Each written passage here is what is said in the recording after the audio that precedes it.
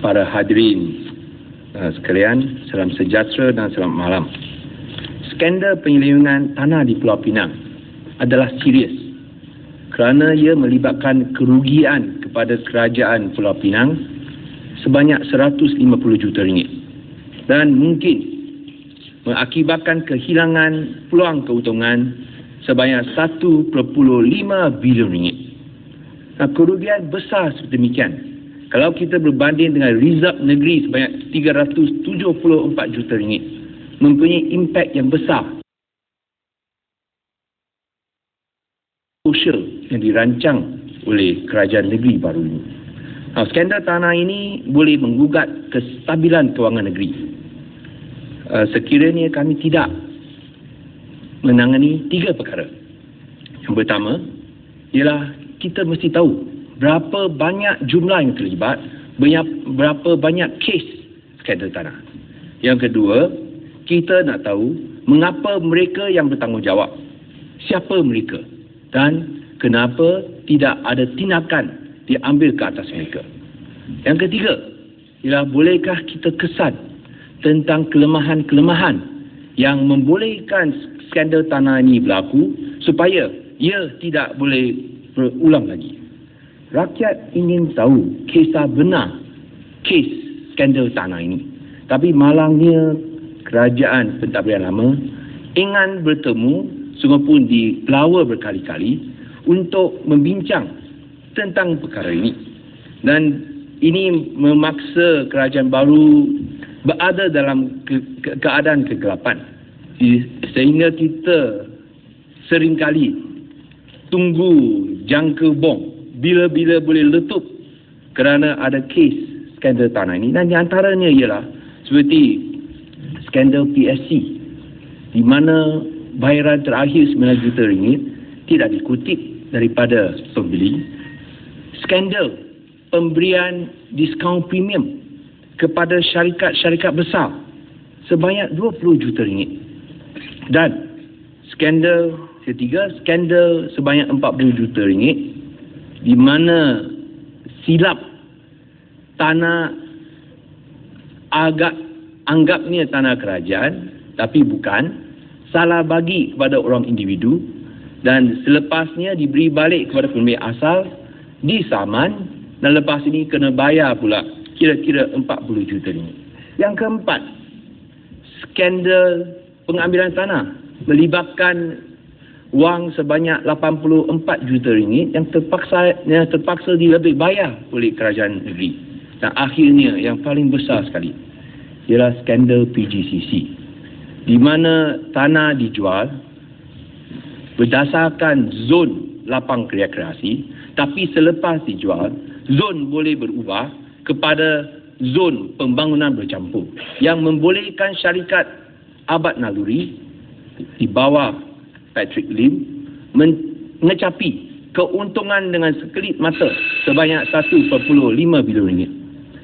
Bekas Timbalan Ketua Menteri Pulau Pinang, Dato' Sri Helmi Yahya, telah mengakui di dalam satu kes tanah ini, beliau mengakui secara terbuka, beliau mengakui bahawa benar satu kesilapan telah dibuat dan beliau bersedia bertanggungjawab ke atas kesilapan ini. Soalannya ialah kami tidak faham mengapa pihak pemimpin kerajaan lama enggan mengakui kesilapan dan bertanggungjawab ke atas kes-kes skandal tanah ini supaya rakyat Pulau Pinang dapat tahu apakah sebab sebenarnya skandal tanah berlaku, siapa yang terlibat dan mengapa tindakan tidak diambil ke atas mereka. Saya persilakan Tan Sri. Terima kasih. Sudah jadi CM Pulau Pinang masih berlagak macam pembangkang. Sering serang dan salahkan orang, tuju ke depan atau belakang. Saudara pengacara yang amat berhormat, Saudara Lim Kuan Eng, saudara-saudari. Tadi kita dengar tuduhan demi tuduhan yang memberi angka yang tertentu yang sebenarnya telah berubah-ubah. Pada asalnya pada bulan Mac dikatakan 40 juta. Selepas itu timbul pula satu kes 84 juta. Ya. Dan biarlah saya memberi penjelasan sedikit dengan satu gambaran yang lebih menyeluruh, iaitu Kerajaan Barisan Nasional dan bukan Kerajaan UMNO seperti yang disebut tadi, tapi Kerajaan BN di negeri Pulau Pinang memang sentiasa pada waktu itu peka terhadap integriti dan juga urus takbir baik. Kita berusaha untuk meningkatkan pentadbiran termasuk pentadbiran tanah. Banyak langkah telah diambil untuk meningkatkan dan memodernkan pentadbiran tanah. Kalau ada masa nanti saya akan hurai secara ringkas. Walau bagaimanapun, dalam tempoh peralihan dari sistem lama ke sistem baru, maka didapati ada maklumat dari dulu yang tak lengkap. Saya mengambil contoh kes yang dikatakan 40 juta tadi, yang disebut diulang-ulang banyak kali dalam tempoh 5 bulan ini. Sebenarnya ia berpunca daripada pemberian milik tanah kepada sebuah pertubuhan Cina pada tahun 60-an.